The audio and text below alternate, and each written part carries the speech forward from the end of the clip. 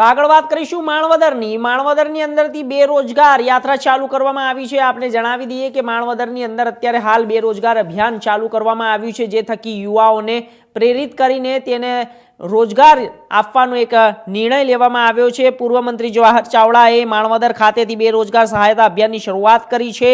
માણવદર વિધાનસભામાં વંથલી અને મેદરડામાં આ પ્રકારની સહાયતા અભિયાન જવાહર ચાવડા દ્વારા શરૂ કરાતા વિધાનસભાના બેરોજગાર યુવાનોમાં એક નવી આશાનો સંચાર થયો છે। સહાયતા અભિયાન વિધાનસભા મત વિસ્તારના યુવાનોને રોજગારી માટેનું મહત્વ સાબિત થશે અને તેઓ વિશ્વાસ વ્યક્ત કર્યો છે। તો આ સાથે જવાહર ચાવડાએ તેમના વિરોધીઓ સામે સમયસર જવાબ આપો અને તે મળી જશે તેવો હસીને પ્રત્યુત્તર આપ્યો હતો। અને આ સાથે માણવદરના પૂર્વ ધારાસભ્ય અને પર્યટન પ્રધાન જવાહર ચાવડાએ માણવદર વિધાનસભા વિસ્તારમાં બેરોજગાર માટે સહાયતા અભિયાનની શરૂઆત કરી છે અને બેરોજગાર યુવાનો અને તેના વાલીઓને રૂબરૂમાં સાંભળી તેમની હકીકતો સ્વયં જાતે નોંધ કરી બેરોજગારીઓની દિશામાં કઈ રીતે કામ કરી શકાય તે આગળ વધવા જવાહર ચાવડાએ અભિયાન શરૂ કર્યું છે। માણવદરમાં વંથલી અને પરમ દિવસે મેદરડામાં આ જ પ્રકારની સહાયતા અભિયાનનું કાર્ય કરવામાં આવ્યું હતું।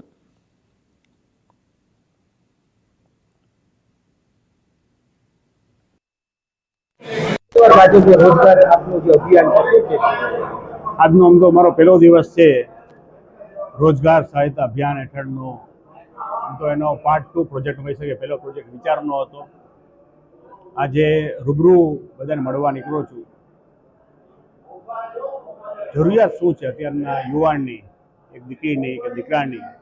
રોજગારીલક્ષી યોજનાઓ સરકારની કોઈ ચાલતી હોય છે, પોતાની પ્રાઇવેટ કોઈની હોય છે, કોન્ટ્રાક્ટ બેઝની હોય છે।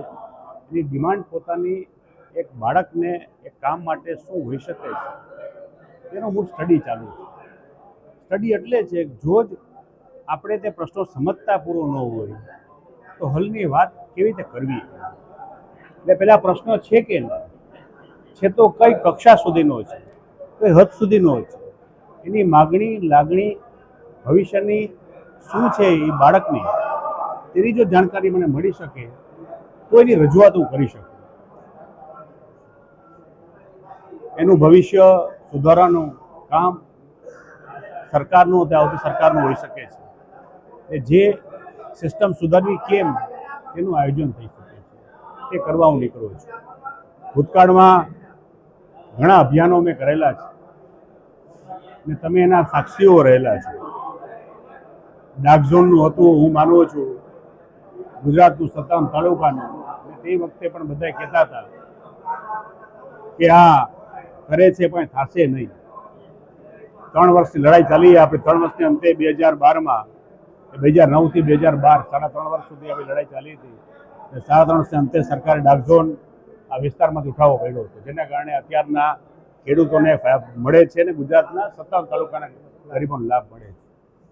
એટલે લોકશાહી જાગૃતિ અભિયાન, જૂનાગઢના શહેરના 600 કરોડ પાછા આપો અમને, તે આ વિસ્તારના પાક વીમો માટેનું, અમારા જમીન ધોવાણ માટેનું, અમારા લીલા દુષ્કાળ માટેનું, ખેડૂતો માટેનું, અને છેલ્લે 2012માં ચાલુ કરેલું મારું બીપીએલ સહાયતા અભિયાન।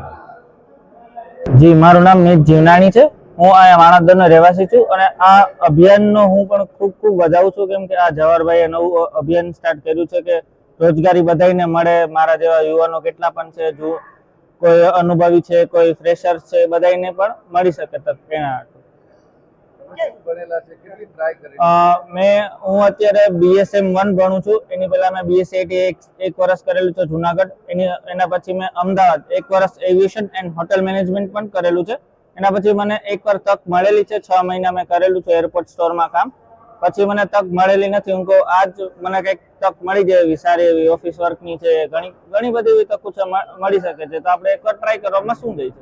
નમસ્તે, મારું નામ નવલાણી કોમલ છે। હું અહીંયા જવાહરભાઈ ચાવડાના શું કહેવાય નોકરી રોજગાર અંતર્ગત અભ્યાસ અંતર્ગત આવેલી છું અને મારું ગ્રેજ્યુએશન લાસ્ટ યર કમ્પ્લીટ થયેલ છે અને MSW રનિંગ સ્ટુડન્ટ છું હું। અને આજે ફોર્મ ભરાવેલો છે એથી મને એવી આશા છે કે આગળ છે ને મારે સ્ટડીઝમાં, મારા અભ્યાસમાં મને એના માટે ખૂબ જ હેલ્પ મળશે। અને કદાચ કે જે કેવાય પ્રશ્ન છે કે અટાણે રોજગારી અંતર્ગતના એ આ ફોર્મથી આ યોજનાથી સોલ્વ થઈ શકે.